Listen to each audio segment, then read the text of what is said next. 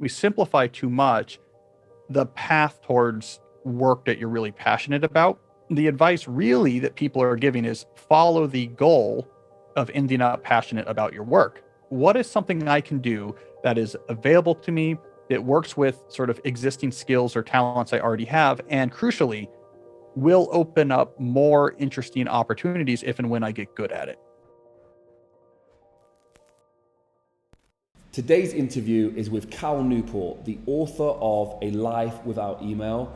This book and this conversation with Cal could not have come at a better time for myself, and I hope that you can get out what I did of this conversation. Let's jump into the video. So just for those who don't know, just introduce yourself and what you do. I'm Cal Newport. I'm a computer science professor who also writes about the intersection of technology and culture. Okay, brilliant. And whereabouts did you grow up? What sort of childhood did you have? No, I was born in Texas. So I was a Texan for the first 7 years of my life. And then we moved to the state of New Jersey, where I grew up in a small town in New Jersey, typical small town public school childhood. So quite ordinary beginnings, at least by American standards. And then, so what's the jump into computers and tech and all that? So how did you make the leap there? Well, my mom was a computer programmer at a time where that was still a relatively new field. She was also one of the first remote workers. So in the 1980s, we lived in a suburb of Houston that was pretty far from downtown Houston. And she had a computer programming job and she negotiated a remote working setup. And the way that worked is they gave her a computer to have at our house that she could connect with to the big computers down where she worked, and she could do her work from home. And it was very primitive. I mean, you would literally watch the screen fill line by line. Like you would bring in a page and it would go line by line, then you'd update it, then send it back. But we had computers in our house from an early age, and the notion of programming computers was in our house from an early age. So at an early age, I began messing around with computers, with programming, and that became one of my main interests. It's just something I was doing on the side as a kid that eventually got more serious. So by the time, for example, I was, say, 15 or 16 years old, when most people had a summer job as a lifeguard or something like this, a typical teenage summer job, I was commuting to an office park where I was computer programming, in an office, which was good money, but also quite lonely. I started a computer development business in high school. I was sort of ran out of computer science type courses to take. So my school had a deal with nearby Princeton University where I could go over to Princeton and take computer science courses. So it basically became a big part of my life as a young kid. Really interesting. How did you develop a mindset, or do you feel like it was always there to turn it into a business and sort of strive for outside of sort of the school realm and push it in different directions? I mean, the business thing was interesting. It was incredibly formative for me as a 17-year-old, 16, 17, 18-year-old to be running a business with my friend. We called it Princeton Web Solutions. We were doing computer development. This was the first .com boom, website development in particular, but we figured out pretty quickly there is people who can do this better than us in India. We had a team in India that was actually doing the work that we were outsourcing to them. And we built out the whole client process so that we were working with the clients and running the process, but weren't doing any coding, weren't doing any graphic design. I don't know where that drive came from. It was just something that had hit me early on. Entrepreneurship, having your own business, taking a big swing. There is an independent streak I had. I mean, I like being given autonomy, be given, my own rope to hang myself with if things don't go well. And it just clicked. And it became very formative. So everything that happened to me since that, so as I left and went to college, there's a lot of very influential things that happened in my life that were built on the experiences I gained running a business at such a young age. So when in my world, we talk about passion quite a lot, like a passion. I know you kind of spoke about it in the past. So how would you? What was pulling you at that point? Like what was the thing that was pulling you along? It was interesting to me. There's a lot of challenges and then challenges overcome when you're running a business. Can we get clients? How much are they going to pay us? Can we get bigger clients? Can we expand our business? There was a thrill to it, these challenges to overcome. I like the systematic nature of it. What's our process? I mean, think about this challenge, which would be foreign to someone young today, but here I am, 17, trying to run a business. Forget smartphones. There weren't even cell phones at this point. Forget email, right? I mean, I was in school. I did not have access to a computer until maybe 4 or 5 o'clock each afternoon. There was no mobile computing. There was no way that you could take a quick call or shoot off a quick email. And so we had to figure out, for example, how do you run a business? We have clients signing, 5-figure contracts with you when you can't talk to anybody and you're not reachable. So it was interesting, right? It's like, okay, well, we're going to have to build out this client extranet and have this whole process, and they have to have a work log where they can see what's going on and these milestones so that they don't need to bother us. And it was all of this type of challenge was really interesting, and it scratched some sort of itch I had. And I don't think the itch was business, because since then I have not gone on and started other business. I did not become an entrepreneur. That's not the path I took. So there must have been something more fundamental about challenges and systems and pushing yourself. So there's a deeper substrate here that I was building on. Yeah, I feel like you've touched on it in the book, like different, like psychology, loads of different things. So I definitely want to touch on that. How did you go from that to start writing then? You started writing books for students whilst you was in school yourself, is that right? Yeah, and you can draw a line from the business to that, because here's how that unfolded. If you're running a business, as everyone knows, you're going to read a lot of books, right? You have to learn how to do the different aspects of businesses. You get very used to, at that time, it would have been the business section of Barnes and Noble, right? It's okay, how do I market? How do I run an extranet? How do I run a team? How do I manage my time?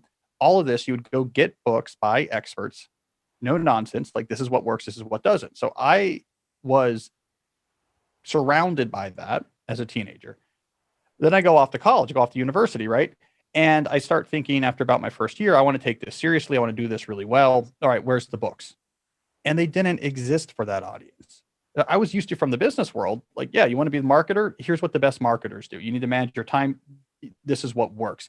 They weren't writing books for students that were like that at the time. There was a sense in publishing, this would have been the very early 2000s. There was a sense in publishing at the time that to appeal to students, young people in general, you had to be cool. You had to make sure that you weren't being too serious, because that would be square. And so it led to these books with titles like The Naked Roommate. There was another book at the time for college students called Major in Success, and it had a motivational speaker on the cover who was doing like a silly pose. And I'm here in college, used to reading serious, pragmatic nonfiction. Like, this is crazy. College students take themselves way too seriously. Like, the thing to do here is to take them too seriously. They're not going to be scared off if you get serious. They're going to appreciate being treated like adults, and they don't like all this sort of fluffy, let's try to be cool stuff. They see right through it. And so I just had this idea, and it was really clear. Why not write a college advice book like a business book? No naked roommate, no, talking about having the crazy parties, and no trying to be cool. Just, okay, you want to be successful in college? Here's what successful students do. Boom, right? And that was the concept. And I had that idea. And by my junior year, my third year at university, I was in New York for a semester, hanging out with an entrepreneur friend of mine. I was telling him about this idea. And he said, hey, stop talking about it. Write it if you want to do it. And I said, all right, I will. that's what kicked off the book writing career. It's funny. I think Steve Jobs says something about looking forward, it's so hard to connect the dots, but looking backwards, it's so laid out for you. I think a lot of people struggle with the going forward part. Obviously, it's a lot more difficult. Was there anything that made you feel, I mean, you were following something you enjoyed and striving for something? Do you think that might have been the key to just pushing forward and finding the right thing? Because a lot of people fear not finding the right thing or not working in the right arena. Yeah, well, I mean, this is an idea I've thought a lot about. I mean, I wrote a book about this eventually. So my 2012 book was called So Good They Can't Ignore You. And it was taking a sort of contrarian look at career advice. How do people end up really passionate about their work? And it actually opens on Steve Jobs' commencement address in 2007, where he gave that connecting the dots analogy. And one of the big arguments of that book is we simplify too much. We simplify too much the path towards work that you're really passionate about. So starting around the time when I was a kid, so starting the early 1990s when I was in upper grade school, if you go back and do the research, that's where we first see the emergence of this idea, the phrase, follow your passion. Wasn't really a phrase that existed until about the late 1980s or early 1990s. So for my whole childhood, and I think the next generation's childhood, this idea has been around. My argument was it's more complicated than that. The advice really that people are giving is follow the goal of ending up passionate about your work, because it's great to be passionate about your work, and to not be makes everything much more difficult, but it got condensed to follow your passion. And the issue with that, I pointed out, was it presupposes that everyone's wired to do something, and that the primary action necessary to unlock passion for your work is to match your work to this pre-existing trait. So it's all a match game. You were wired inside to be a writer of advice books. So all that matters is you figure that out, and then you'll be passionate. And when I look back at the research, it's more complicated than that. Passion tends 9 times out of 10 to cultivate over time. The initial match, like what I do, is important, but it is just one step. There might be many, many different paths that can lead you to passion. So, pick one that's reasonable. What's important is what you do once you pick one. And that was the whole idea of that book. And I'm probably a great case study of that. Is in the moment, what you're doing is, what is something I can do that is available to me, that works with sort of existing skills or talents I already have, and crucially, will open up more interesting opportunities if and when I get good at it. Now, there is going to be a lot of things that probably satisfy those criteria in a lot of people's lives. Don't sweat which one you choose. Take one of those and then focus on, let me now go all in on this. Over time, passion begins to grow. Commitment to that work begins to grow. The meaning begins to grow. And so this has been a big part of my ideas on career advice, is shifting the mindset away from the passion exists entirely in the beginning. So you just have to find the right job to unlock it, versus passion is something that you have to very carefully grow over time, so that 5 years from now, 10 years from now, you're really loving where you are. It's a more realistic assessment of how it works. And so it's definitely something I've thought a lot about. Got some flack for writing a book that said follow your passion is bad advice, but it was fun to put that idea out there. I've never heard it said. I mean, I really love that. So I get this question quite a lot.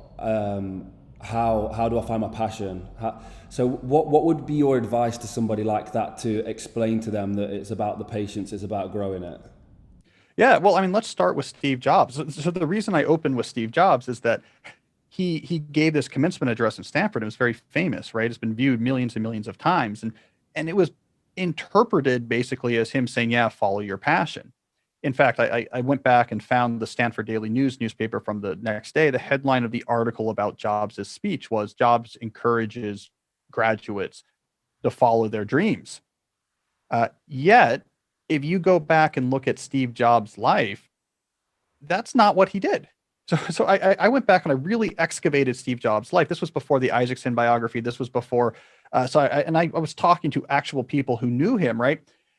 In the period immediately leading up to him and Woz bringing the Apple I circuit board to the Byte shop in Mountain View and really kicking off what became Apple Computer. In the period immediately leading up to that, there is nothing about Jobs' life that would indicate that he had a strong passion for technology entrepreneurship.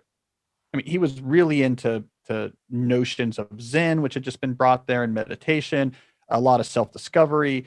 He had been doing some work for Atari and other places, but was actually losing jobs because he cared so little about it that he would just disappear for a month at a time. They're like, sorry, I can't keep you employed. Like, he was all over the place searching, nothing about it. If you went back into a time machine, 1 month before the Apple I board and said, like, what is your passion? You got to follow your passion, right? Steve Jobs would not have ended up starting Apple Computer. If you'd gone back and convinced him at that time, you have to follow your passion, he would have ended up probably like a very popular meditation teacher at the Zen center that he was visiting a lot. Like, that's probably what he would have said his passion was at the time. He stumbled into this, right? So they were hanging out at this hacker collective, and they were seeing there's this original chip. Details don't matter, but this sort of the first microprocessor had come along. It was meant actually to be a general purpose semiconductor, so it could play the role of a bunch of conductors, but hobbyists were like, hey, you could build a computer with this. And Woz built this thing, and they saw the reaction, and he's like, hey, we should try to sell this. And it kind of escalated from there. But what do we learn from his story? Which was, it's not about, I'm meant to do this, so let me figure that out in advance and go after it. It's, here is something that is interestingly, let me go after this interesting thing passionately, and then see what comes next. And so the whole framework I advise to people, especially in that book, is that it's all about what I call career capital. As you build rare and valuable skills, you get more leverage over your work. You get more leverage over how you work, when you work, what you work on. If you apply that leverage, you can make your career better and better, something that resonates more, something that's more passionate, and away from things that's more drudgery. So choose something that is interesting, fits well with pre-existing skills or inclinations or talents, and that opens up interesting opportunities if and when you do it well. And then, like a craftsperson, try to do it as well as possible, get as good as possible, as quick as possible, and use that as leverage to keep evolving it towards more and more interesting places. That's the framework that 9 times out of 10 explains how people who today would say, I love my work, how they got there. Yeah, I think what happens a lot is we look at the successful entrepreneur, Steve Jobs, one of the greatest of all time, and we're looking at his built passion. Like you say, we're looking at the end result of that, and we're missing everything in between. So yeah, I mean, a leap of faith, I guess, in certain aspects as well is would be good as well. I think we feel like time is so precious, and we don't want to waste it. And I think we all get caught up. And something we'll touch on as well is like the social media side of things. Like everything's happening so fast, apparently online. And it's this appearance that we need to act quick, and hopefully we can go through some of that. I've made some notes on it. One thing I did want to talk on, which is slightly away from this, is the deep work, flow state. Super interesting. At the moment, we're editing a documentary, and we trying to run a business alongside it, and it's really difficult. It's that constantly the train of thought's been broken. So yeah, what is deep work or flow state, and how does it apply to the majority of people? So deep work came as a response to that book on career advice, because I wrote that book on career advice saying, get really good at things. And so then people said, well, how do I get really good at things? And a big part of that answer was deep work. And so it's why it was the follow-up to that 2012 book. And so deep work is just my term for where you are concentrating without distraction on a cognitively demanding task. So you're giving something your full attention, but that without distraction piece is a key attribute of the definition. Without distraction means no context shifting. This is something that a lot of people don't realize, and it causes a lot of issues in terms of actually trying to do cognitive work, which is, we know multitasking is bad. We've known this since the early 2000s, that if I'm literally trying to do 2 things simultaneously, okay, I can't really do them simultaneously. I'm switching back and forth. I'll do both worse. We know this. It's why if I'm working on editing a documentary or writing an article, I'm not going to keep my email inbox open while I'm doing it, or I'm not going to be on a phone call while I'm trying to write. I can't actually do both. We all recognize that, and we basically don't do that anymore. What we don't realize for the most part, however, is that when you do a quick check of something, so you have to glance at email, you have to glance at Slack, you glance at what's going on social media on your phone, and then come back to the main thing, there is a long after effect of that quick check. It could last 10 or 15 minutes after that check happens. What happens from a neurological perspective is that we're slow to completely change our cognitive context. So when we see something that's highly salient, like a emotionally affecting social media post or emails that we need to get back to these people eventually, but we can't get back to them right now, but we know they're waiting for something, it initiates a context shift. In the brain, there's networks that are being inhibited, other networks that are being amplified.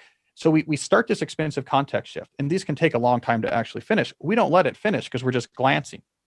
Then we come back to editing the documentary or working on our article. Now we're trying to abort that context shift and then get our brain back to the context of what we're working on. And so what we end up with is this collision of initiated, aborted, initiated context shifts, the effect of which is cognitive capacity reduces, cognitive fatigue raises, and a background hum of anxiety is enhanced.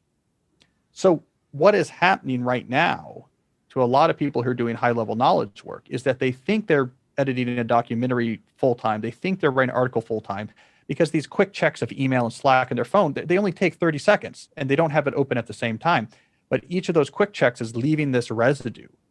And before that residue can clear, which might take 15 minutes before you're fully back in the context of the work, you check it again. And then you check it again. And so we're putting ourselves in this self-enforced state of reduced cognitive capacity. It feels terrible and we're exhausted.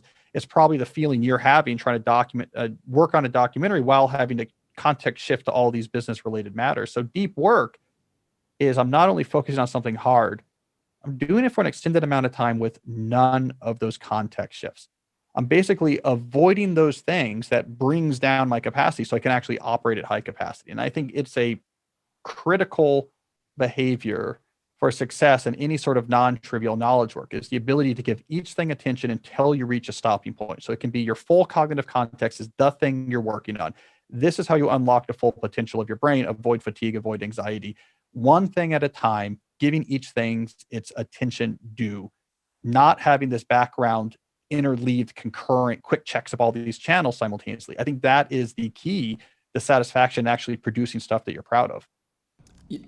So these past few days, I was like that. So like the manager would come in and ask us what we thought of something. It'd be such a trivial thing.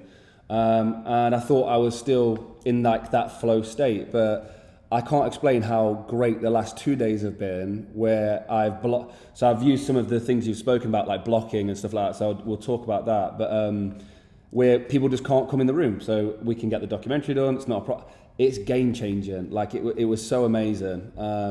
So yeah, just to hammer home, how damaging to a task can be context shifting. Like you say, it seems trivial, but I've noticed a huge effect.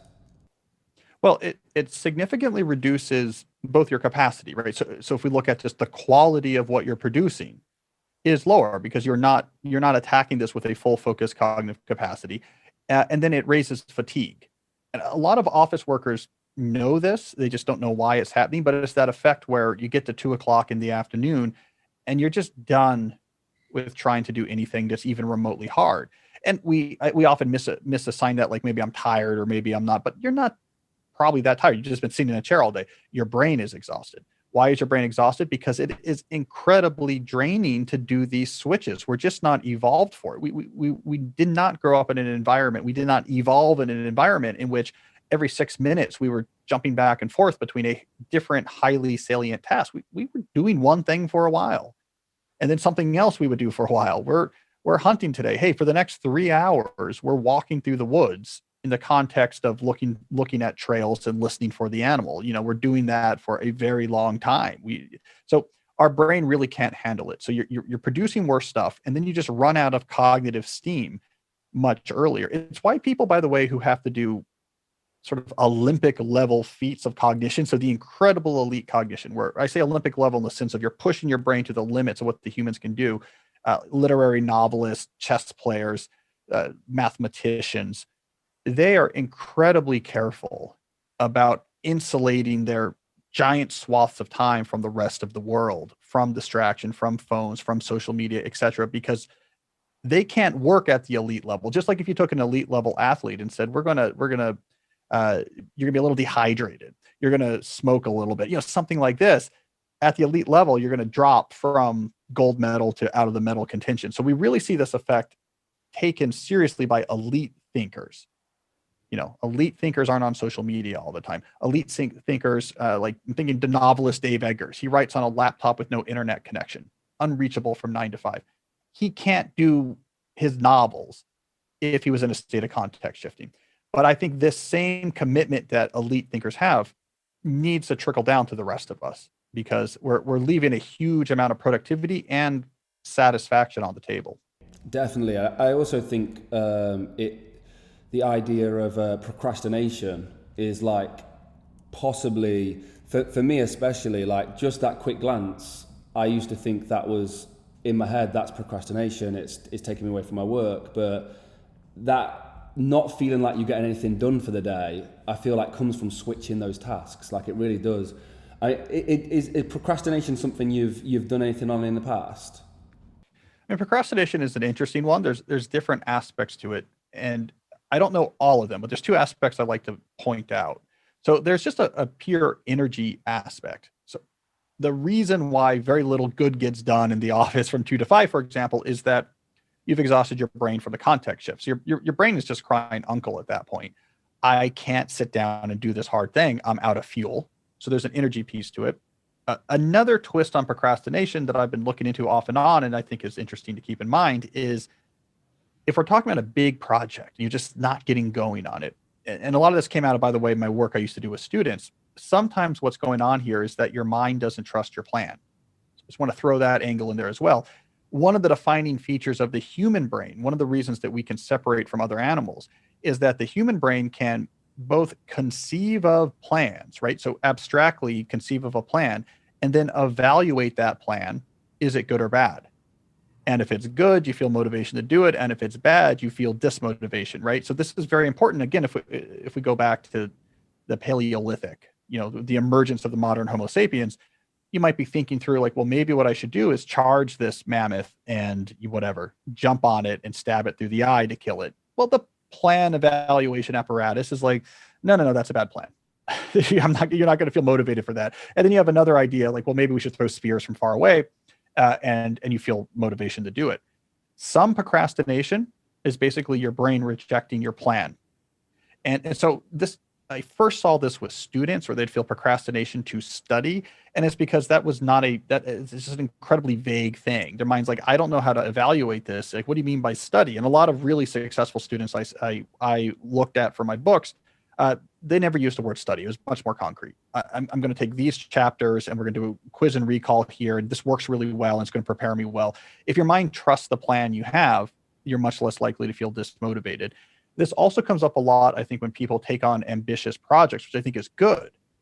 But if you haven't actually done the work of figuring out how that type of project actually unfolds, what's really needed to succeed, your brain knows, look, you don't have a plan here that I trust that's going to lead us to success. So no, I'm not going to give you motivation to do this. And it's why there's a lot of novels that last 3 chapters before people give up. It's because they got excited about the idea of writing a novel, but didn't actually do the work of figuring out what would it really take to break into the world of novel writing. They just want to do their 1,000 words in the morning and feel motivated and post it on Instagram. Their brain's not tricked. It's like, I don't see a plan here that makes sense. I'm not going to invest energy if I don't see a plan I trust. So I think that's a big part of it as well. Your brain is smarter than you think, which is sort of an ironic statement. If it doesn't really think you have a good plan that's going to achieve something worth achieving, you're not going to feel very motivated. That can feel a lot like procrastination. I love it. Going against yourself, it's quite interesting. The one thing that's talking about the context shifting you've spoken about, and you've written is it a blocking? So like a planner? Is it? I'm probably hatcheting that. Yeah. So you feel that like blocking and getting like fixed times to do stuff is like one of the best ways to sort of handle with context shifting. Yeah, I'm a big fan of time blocking, which was an idea that was in my book, Deep Work. And then last year I released a planner just for doing time blocking called the Time Block Planner. And the idea is you take your work hours and you give every minute a job. So you say, here's my time available. Okay, here's meetings and calls. What am I doing with all the other time? I'm making a plan for that in advance. And we call it blocking because you have these columns with the hours on the rows. You're drawing blocks like this 30 minutes I'm working on this 90 minutes. You draw the block and you label it. There's a couple things that really help here. One is it puts you in the sequential mindset. I'm doing one thing at a time until I'm done, then I'm moving on to the next. So yeah, I need to do email. Well, there better be a block for that. And when I get to that block, I can do email. But right now I'm in the block for writing. So that's what I'm doing. I'm writing. So it puts you into a sequential mode. 2, it allows you to actually move around the chess pieces here on the proverbial chessboard of your time and be like, what's the best way to make use of the day in front of me? I'm going to be packed in the afternoon, so I better get after it real early to try to get this thing done. And there's only a 30-minute block between these 2 meetings. So why don't I wait till that block to follow up on X, Y, and Z, which is pretty low energy, but needs to get done. You're being much more intentional. So when you care about what you do with your day, you're going to get a lot more out of it. And then there's this ancillary third benefit is you learn because you make these blocks, you make these plans. If you're new to it, your plan's going to explode. Why? Because everyone thinks that things take 50% less than they actually do. So you begin to pick up over time as you have to fix these time block plans again and again, concrete visceral feedback on how long things actually take, how much time things actually take. And this leads to a lot of positive developments. A, you start on things earlier because now you feel in your bones how much time it actually takes to get this done. And B, you begin to cull back your schedule. you have a much better understanding of, well, how much is really on my plate if I'm doing this, this, and this. And now that I know how big those blocks are and how hard they're to fit them in, I realize it's not all going to work. So I need to stop doing this, hand this off to someone else, and delay this for another month. You begin to be able to make data-driven decisions about what's on your plate. So there's like a lot of good secondary benefits that all come from this primary commitment. Let me actually give every minute of my day a job in advance, as opposed to the alternative, which I call the list-based reactive method, which is in between things that are on your calendar. You react to things that come in over email and Slack, and then see if you can make some progress on some sort of to-do list. It's a 2 to 3x times difference in terms of how much you get done if you time block versus the list reactive method. Wow. I feel for me, I naturally started blocking when my son was born. Well, a couple of years after he was born, and when I would get home, the finishing the day and getting there for a certain time was really bad to put him to bed. So then we decided I'll finish that day at 6 p.m. So then the blocking had to fall in place that between these hours, the work had to get done. I'd be interested to hear, what does your blocking look like for yourself, like an average day? So I do normal work hours. So roughly speaking, I do something like 9 to 5. That's my stake in the sand. And then I work backwards and say, okay, what can I get done with that? Right. And so when I'm blocking normal work hours, and basically, with a few exceptions, but basically everything I do professionally happens between those normal work hours. That's a really nice fencing on my time. And it shows that, okay, when you're time blocking a fixed amount of time, there's a lot more you can get done than you think when you're really intentional, because I do wear multiple hats. You know, I'm a pretty well published professor. I write books. I write articles for publications like the New Yorker. I have a podcast that's twice a week. You know, there's a lot I do, and I fit it roughly into that 9 to 5. So it does show that once you get intentional, there's a lot more you can get out of your time, because so much of it is sort of wasted and a lot of overhead. But that's how I work. So I'm like, what's my block day? When my day is over, I have a shutdown routine. In fact, my time block planner has a little checkbox that says shutdown. You check it. It's a real reminder, like an actual tangible, tactile reminder to your mind. I have shut down, and your shutdown's family time. And I've been able to do a lot. By the way, I call that approach fixed scheduled productivity. Fix when you want to work, and then work backwards from that to say, okay, what can I fit into there? It's a really great way to do it, because you are then in control of, how much time you work. But it's surprising what you can do, how it sharpens the mind, how it sharpens your priorities, what you say no to, what you say yes to. And it's a really fantastic approach. As you fix in advance, this is when I want to work, and then ask, all right, now what? I love the benefit, like you're talking about, of sharpening the mind. Is there anything else to having a solid finish of the day and not taking that work home and email into the middle of the night? Or is there any other benefits to it? Well, there's anxiety that comes with not shutting down, because our brain obviously is worried about what David Allen would call open loops. There's things that I'm responsible for, or I need to do, and I haven't. If that's just being kept track of in your brain, it drains your energy and makes you anxious. So to me, a good shutdown routine is one that is focused on exactly one thing: ensuring that there is no open loops. There is nothing that your brain has to keep track of in the evening. And so for me, a shutdown routine is, what I'm going to do is all of the different inboxes. So email inboxes, but physical inboxes. My planner has pages every day for like capturing things that need to get processed. I make sure all of that gets moved into my task systems. It's written down. It's somewhere it's going to be seen. I look at it every day. I check my calendar. I check my plan for the next day. It's really a process of telling your brain, there is nothing right now that's a problem that we have to work on tonight. There's nothing right now that we missed that is going to need a response, or that we might forget about. It's all written down in places where we can trust. Then I'm going to do this shutdown check. Now, the way this works is then later, when you're new to this, what's going to happen is your brain is still going to say, oh, I'm worried about this, I'm worried about that. And your temptation will be like, well, let me convince my brain and go through, no, I checked that, I checked this, don't worry about it. But that kind of keeps the loops alive. If you've checked off this box that says shutdown complete, or said a phrase like shutdown complete, all you have to tell your brain is, I checked that box, I said that phrase, I would not have done that if I was not satisfied that there's nothing I need to worry about tonight. So it's a way of calming your brain without actually engaging in a discussion about the particular work things that it's worried about. You do this for a week or two, your brain stops trying to bring you into that discussion. It becomes just a natural physiological reaction. Check, check, stressful. And so it's a fantastic way to actually reclaim your evenings away from work, to put that anxiety aside, to let your mind be a lot more present. I feel like this links perfectly into your book then I heard you speak about this, with the emails, because I have this natural feeling straight away. If I check that inbox and I see a list of emails that need to be answered, my mind's there all the time. Like, it's so hard to pull away from that inbox in my mind. So I feel like you said that email is one of the most, is it destructive or like negative things for your mind? So yes. And I'll just qualify it briefly. The tool is fine. So, this is now coming to my most recent book, A World Without Email. The tool spread in the 1990s for very reasonable reasons. It replaced fax machines, voicemails, and memos. This was communication that was already happening in offices and in between offices, and email was just a better technology to do it. It's much, much better to email a contract as an attachment than it is to fax it, right? It's just clearly a superior technology. Also, to send you something in an email versus leaving it as a voicemail that you then have to go and punch in a code and try to listen to, it's just clearly better. So it spread in the 90s for that reason. I'm glad it exists for that reason. I don't want to use fax machines. I don't want to go back to voicemail pin codes.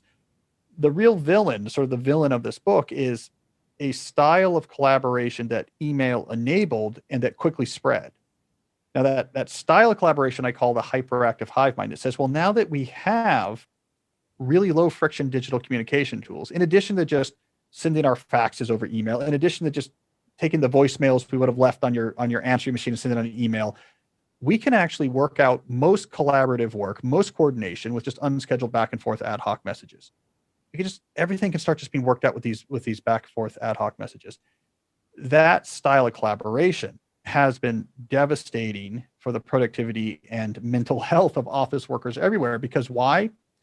If most things are being worked out with these unscheduled back and forth email chains, there is a constant stream of unpredictable messages arriving that really do require you to read and respond to relatively quickly. Because if this message is part of a back and forth chain of 6 messages that's going to resolve a question that needs to be resolved today, like we're trying to figure out when to book an interview, you can't wait 3 or 4 hours. You need to see and get each of those back pretty quickly for this conversation to actually get done in time.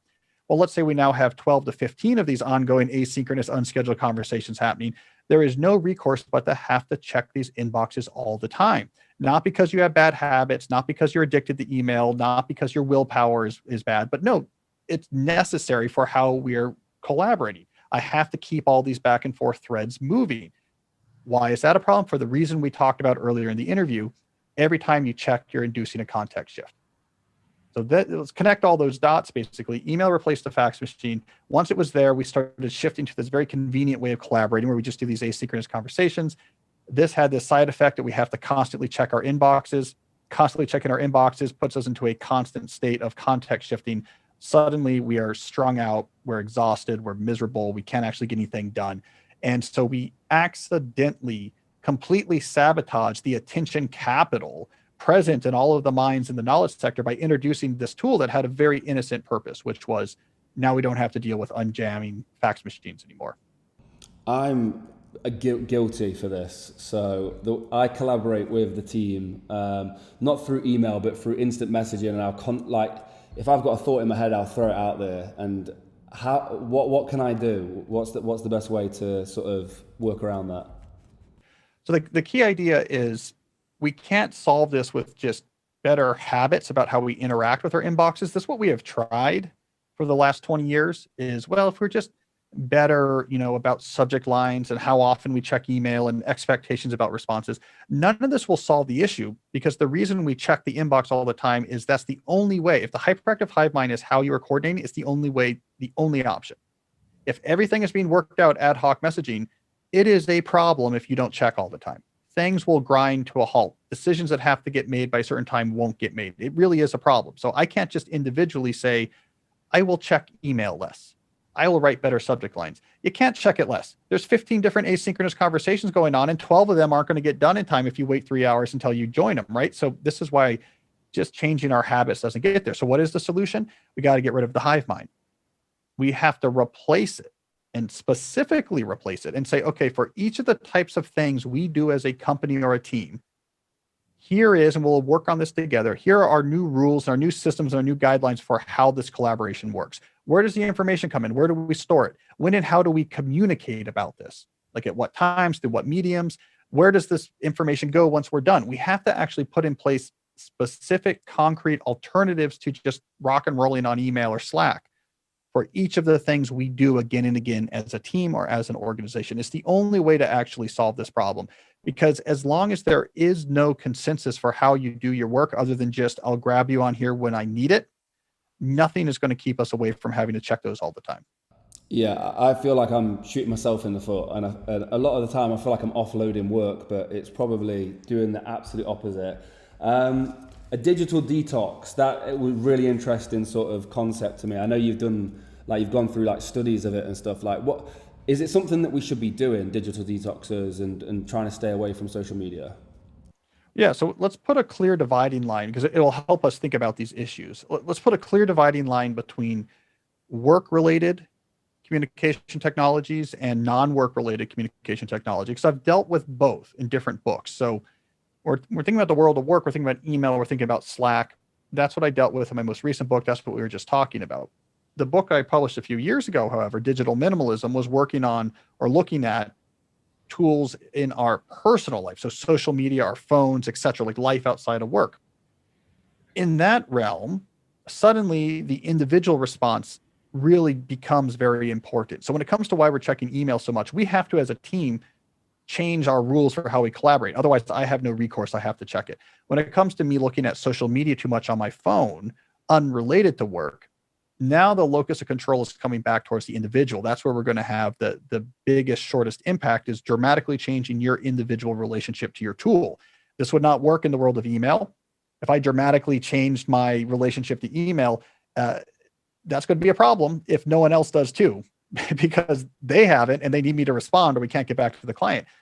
But when it comes to me checking Twitter, I can make a change and get an immediate benefit. And I'm not enmeshed in a system of other people need me to be on Twitter.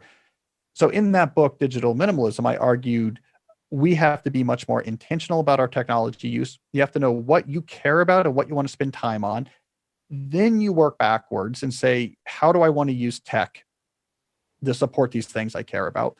Once you know which tech you're using and why you're using it, it's much easier to put rules around it. I'm using Facebook because Facebook groups, because I belong to this group of other triathletes, and it's an important group to me. I need to know like when the training schedule is.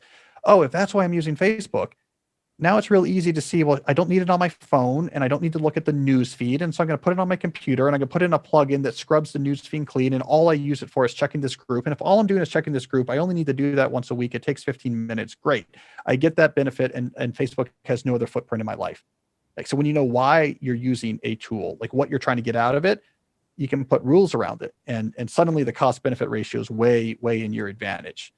And so, yeah, I talk about in that book doing this 30-day declutter. And the idea is you just take 30 days away from most of these optional tools, these personal technology tools.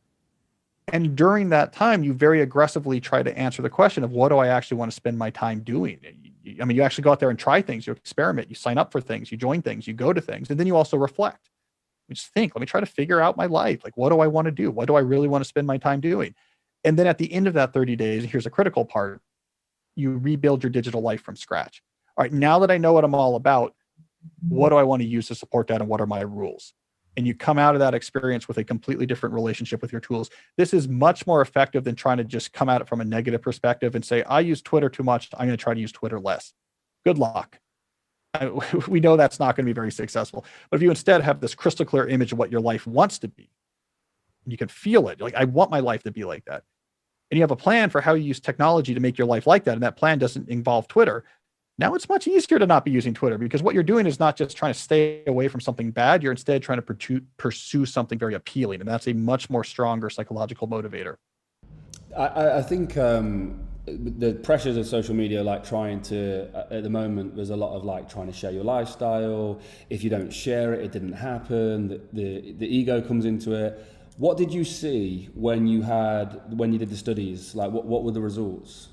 So with social media, for example, I found that, and I should qualify, the study was, I had about 1,600 people at least initiate this. Not everyone made it through, but about 1,600 people initiated going through this process. And I used the reports to help inform the book.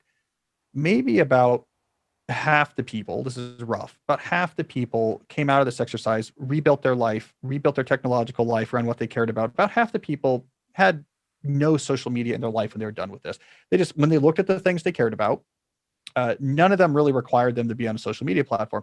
The other half of the people had some sort, at least one social media platform was reintroduced back into their life because there's a way in which it supported something they really cared about. But because they were working backwards from this is what I want out of this tool, so they could then put clear rules on it, most of those people who brought some social media back in their life did not bring it back to their phone. Because once they knew, oh, here's the real value I get out of this tool, they realized, oh, this has nothing to do with self-documenting. This has nothing to do with having a ready source of distraction when on board. And so it became something that was on their computer that they used for very specific purposes. And so there was definitely a significant move away from, I think, the two biggest uses of these platforms right now, which is some combination of performative self-definition and distraction. And by distraction, I mean like the complete avoidance of any discomfort, boredom, or time alone with your own thoughts, right? Those two uses of social media basically disappeared for people who made it through this process. What does that do for somebody, like being able to then get in touch with that sort of emotional self? It unlocks everything. We underestimated, especially for young people who've had social media since they were, in their young adolescence.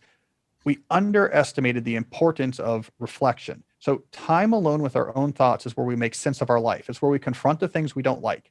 And it's where we try to make sense of the things that resonate and figure out why they resonate. It's where we build this structure for understanding our life, who we are, and what we're trying to do, that we keep updating and complicating as we have new experiences and new information. And all of this takes mental time. It just takes time when you're on a walk and you're thinking, you're driving and you're thinking, you're waiting in line and you're thinking. And it's where we begin to build our lives. We build who we are. We figure out what we want. We see the challenges we need to face. This gets taken away when you get in the habit of, I don't like being alone with my own thoughts. I don't like boredom, swipe, ooh, that's a little uncomfortable, tap. When we do that, we lose all of that time we need to define ourselves, figure out our lives, and figure out what we're all about. And so it's almost as if for a lot of people, they are able to emerge into a fully formed personhood for the first time once they take this out of their life as a constant presence. And I'm not even really being hyperbolic about it. What you have when you're taking every down moment and using this phone is what you have is this sort of weird, shattered simulacrum of a personhood, where it's just a bunch of these liquid images of yourself, different impressions, careful curation, all based off of this sort of tactile feedback of likes and unlikes and retweets and unretweets and attacks or promotions and what emojis are being used and how is this being received. And it's this weird fragmented self that has no depth to it, that's not rooted on anything. And you can't build a resilient life on that. You can't build a meaningful life on that. And when you replace that with thought and you figure out yourself and what you're all about, it's a completely different experience of the world. It's like you're coming from 2D into 3D. You're coming from dark into light. It's leaving Plato's cave in the Republic. And I'm being a little hyperbolic, but not really. For a lot of people, that is what it feels like when they get their mind back and they get more used to their mind, the good, the bad, the stuff they're afraid of, the stuff they're proud of, and they figure that all out. You can't get around that. You can't distract your way around that. We do that with our phone today. In other parts of history, we've done it with other substances. We forget that when prohibition came to the United States, it was in part because we were consuming a massive amount of alcohol to get around of the dislocation and discomfort of the rise of industrialization and the change of society. We were trying to escape it. We're doing the same thing today. We've just replaced the bottles with screens, but it gets us to a similar place. You can't avoid yourself, what's going on, what you like, what you don't like. It's in the confrontation of that you actually build the meaningful life. And it requires you to put these things in their place. The thing that concerns me is, I would say, even for myself, my generation, the likes, like the what you're describing is a portion of my life. But for the generation after me, it's some of those kids, it's like all of their life, like it is this all they know. Do you think it's going to reach a boiling point, or do you think that it needs action, like direct action with it? So my optimistic theory is this moment that we've emerged in it roughly the last decade, where we see the emergence of these giant platform monopolies built on these attention economy models. So the Facebook and the Instagrams, the Twitters, and now TikTok has entered that fray. The idea where this is this dominant piece of our technological and cultural lives, I don't think it's a permanent state. I actually think the position of cultural dominance that these platforms has is quite precarious. They probably are already past their peak of cultural influence. They just don't realize it yet. And in other words, what I'm saying is 5 or 10 years from now, I don't think we're going to have 3 or 4 giant social media companies and everyone spends their time using those social media networks. It's a particular moment in time that we're going to move past. One of my big arguments for why this is the case is the social media companies, they originally had a network effect argument. So their argument was, if you're Facebook in 2012, is you want to connect to people you know. You can do that over the internet. Facebook makes it easy, though. We have this very nice interface, and most of the people you know are on Facebook. And so we have a sort of monopoly, because I'm not going to join another network if my cousin's not on there. But if my cousin's on here, then that's useful, right? So they have this network effect benefit. And they were offering something that was pretty unique, which was, we have the internet enables connections around the world. Let's make sense of that, make it easy for you to connect to people. They left that model. Right around 2012, where they shifted. This is when they shifted from trying to build their user base to try to get more active user minutes from their user base. They had to do this because they're going public. They had to get their revenue numbers higher, so the initial public offering would be better received. They brought on Sheryl Sandberg to figure out how to do this, and they shifted away from this model of Facebook as a place to connect to the people you know, and they shifted to the newsfeed model. Okay, it's going to be a source of distraction. You all are just in our matrix style factory producing content and data for free.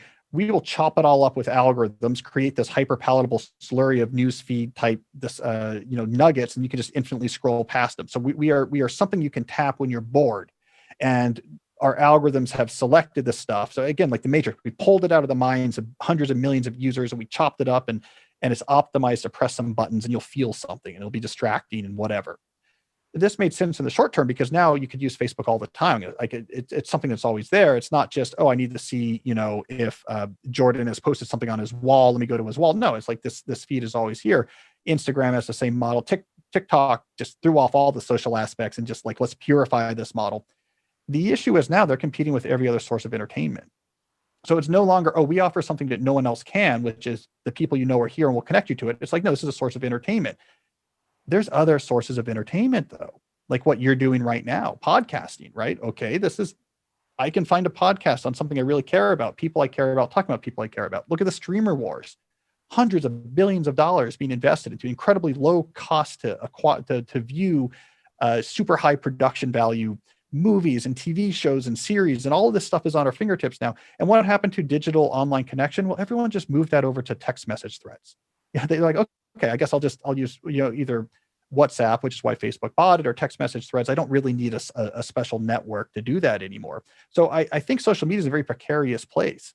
And people Twitter and Facebook like touches some buttons and it's hyper palatable, but I also like this podcast I'm listening to, and I also like, the Marvel stuff on Disney Plus, and it's competing with that. And actually this stuff feels a little bit better quality, and this stuff is kind of making me feel bad. So that's my optimism.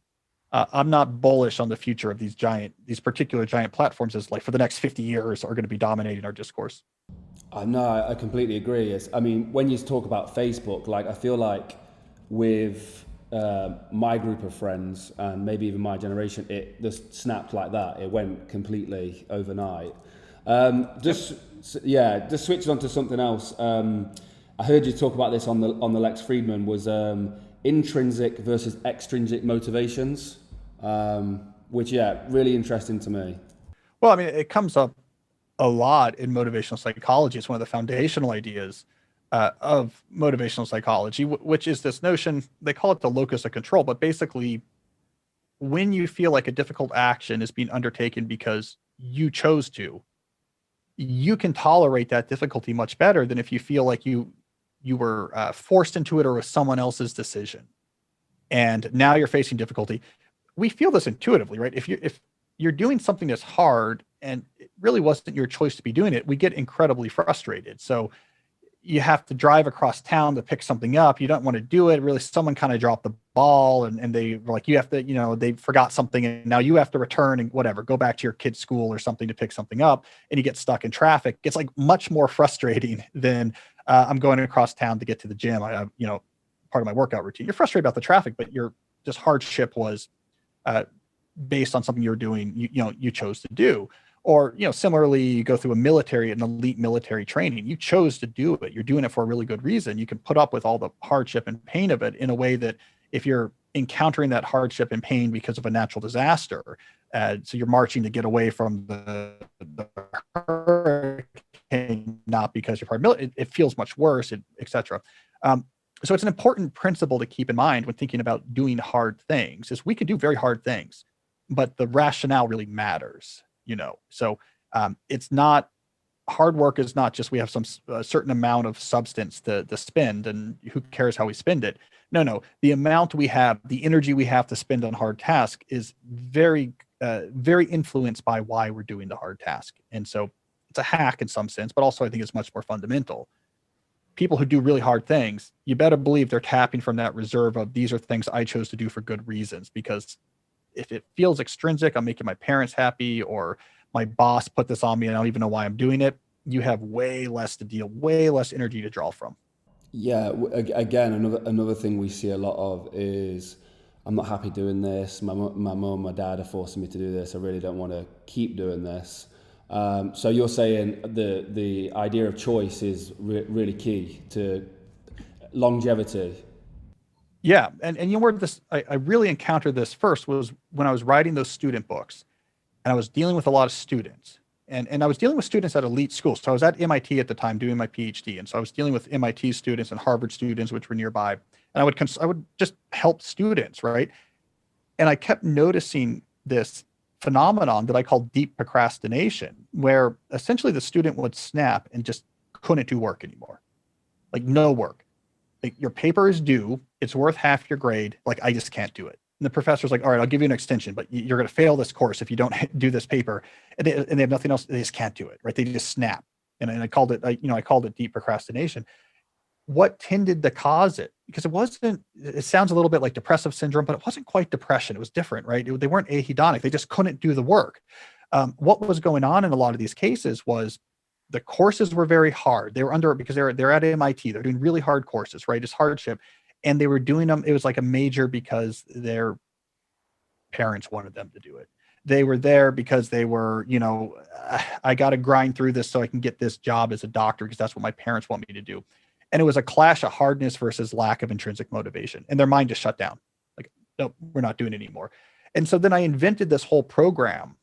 I called it the Romantic Scholar, this whole program to help sidestep that, where basically, I mean, in some sense, I was helping people hack their brains, students hack their brains, where I had them inject all of these things into their life that signaled to themselves that they intrinsically valued what they were studying. So it was things like, start going to talks.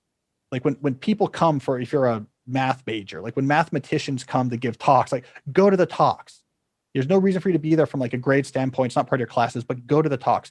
Read books by people in your field, just for your own leisure. Like, I read about these type of scientists, or if I'm an English major, I read biographies of it.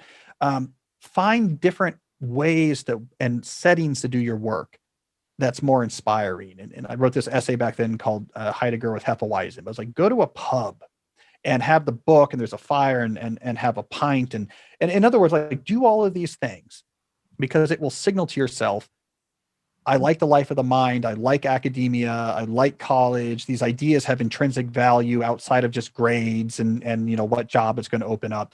And it was a inoculation against deep work. You built a lifestyle of enjoyment and gratitude and investment of personal energy into what you're studying. Suddenly you can study a heck of a lot more of that material without burning out and without procrastinating. So that type of hack, I think, applies for almost any type of work. build a lifestyle around it that signals to yourself that I love this world, I take this world seriously, I value this world, I am gracious for the opportunity to actually be a part of this world and contribute something, you'll get a lot more done. I really love that. I think that's a really fantastic way of tackling it. Do you think so what you're doing there is creating the passion, like almost like developing that passion. Is there something to be said for going against, if it was a parent suggesting it, like being pushed into medical school or something like that, is there a thing against choosing something you're happy with in the first place, or do you still think developing it's worthwhile? Yeah, and this is really important because major switching was actually the very first exposure I had to sort of passion and follow your passion. It was the seed that was planted that led to that book, eventually So Good They Can't Ignore You. Because what I was observing, one of the things I was observing is people were switching their majors a lot. And it felt very disastrous to me because they would switch their majors usually in their third year of university. I was like, why is everyone switching their majors? Like, it's a real problem, right? Because you don't really have enough courses. It made things very difficult, right? Actually, the issue there was they had too ingrained. So basically what I'm going to do here is I'm going to caveat the word passion here, because they had actually too ingrained this idea of intrinsic passion. And so they were applying this to majors and saying, okay, if I chose a major that matches my passion, I should enjoy it. So what happens when you get to your third year of university? You're done with the intro courses, you're in the upper level courses, they're hard. Hard stuff's not enjoyable, right? And that would freak them out. And they say, oh, this must not be my passion, so let me switch majors, right? The feeling of discomfort threw them off because they had this mental model of you're wired to do one thing. If you're doing it, you will just always feel this real motivation for it. So it was actually an application of passion thinking causing trouble. So I'm going to caveat that what I'm really arguing for, it's not so much to get away from this notion like you're wired for a particular major. And the way you'll know that you chose the right thing to study is that like you'll feel really good. And if you chose the wrong thing, it'll feel hard and you won't want to do it or something. You got to get rid of that mental model. And instead, what we're doing with intrinsic, extrinsic motivation hacking is it's not that there's one thing you're supposed to do. It's not a wrong major or a right major. There's a wrong motivation and a right motivation. So you're actually right. It is, you need to feel as if you are the autonomous author of what it is you study. And it could end up being the same thing your parents want you to study, but you have to get there on your own. That's what matters, especially at that early level, because 19-year-olds are not wired for a particular liberal arts major that happens to be available. There's no genetic marker that pushes us towards mathematics versus economics versus English. That's not really the issue here. It's motivation. If you feel like I want to make this a part of my life, I've chosen to go in it, I know it's going to be hard, I'm surrounding myself with it, I'm reading books about it, I'm going talks to it, I love the challenge of trying to develop this intellectual expertise. I don't know if you're wired for that or not, but if you have that right motivation, you're going to be much more successful than if you come into it with, I don't know, my parents want me to be a doctor, so I guess I'll do pre-med, right? So I don't know if that distinction makes sense, but I think it's important once, especially that early in your life with such little experience, shift from passion to psychology, really. That's probably the right mental model. No, I think that's fantastic. And then linking on to that, just in careers, again, in our space, we see quite a lot of love what you do, find your passion, you'll never work a day in your life. And I feel that people hit that brick wall again with that, where they've romanticized the idea of what this is going to be like. I mean, what's your thoughts on, is there something you could work in and not feel like you've got something hard to do or work a day? Like, does that exist? Work is going to be hard, almost by definition. You will occasionally get into a flow state, and that's great when you do, but flow states are rare. Flow states tend to be more in a performative state than in a skill acquisition state. So at some points when you're applying your skill, you could fall into a flow state, but actually a lot of what you do in work is actually building skills or honing skills or trying to make decisions, none of which is going to put you in a flow state that's pleasant. So I think it's really important to understand, work is work. It's often going to feel hard. So what matters is, and this is maybe the right way to think about passion from the psychological perspective, is you're motivated to keep going.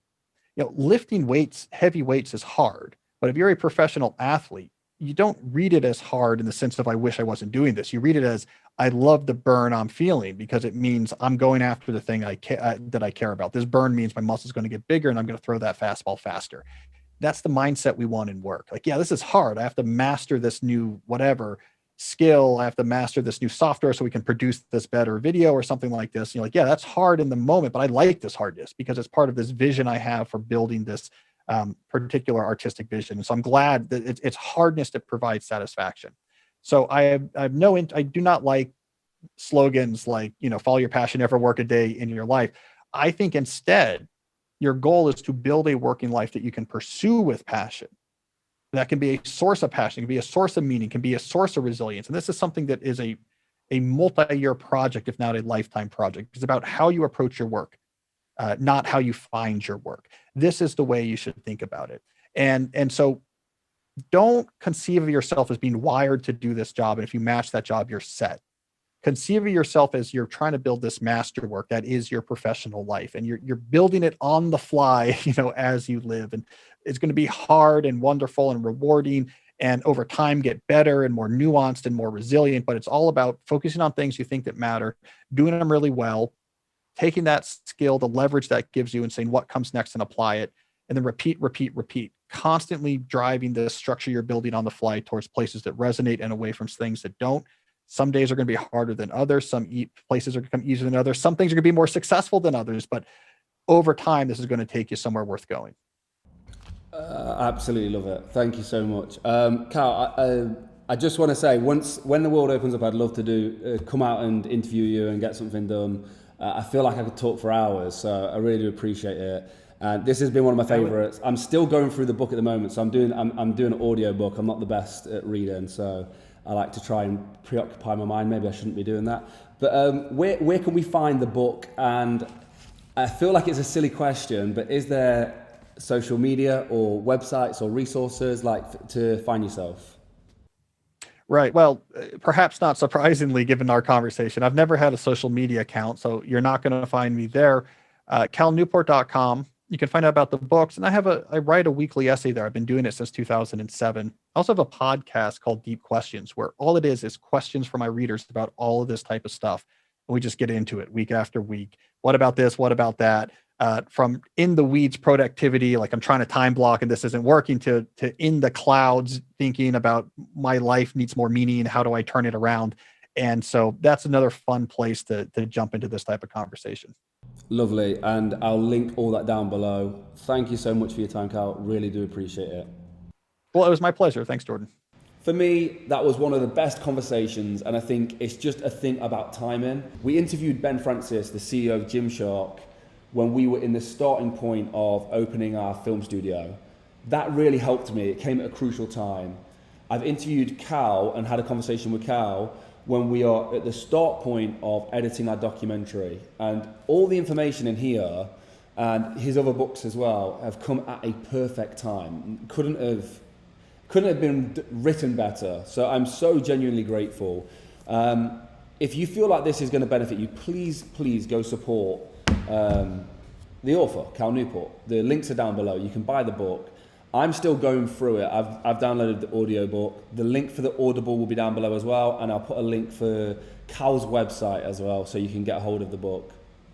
I would say go show him some love on social media, but obviously he is not on social media. But yeah, please show him some love by showing him some support. I've heard so many good things about this book, and I would not sell you something or show you something that I didn't think would bring you value. So far, it's brought me a lot of value. At the very least, I hope this conversation has brought you value. Guys, thank you for the support so far. If you want to support the channel further, please consider becoming a YouTube member over at Mulliganbrothers main channel. Follow me on Instagram at Jordan Mulliganbrother. Follow William and Luke at William Mulliganbrother, at Luke Mulliganbrother. As always, have a blessed and productive day, and please go inspire some change. Peace.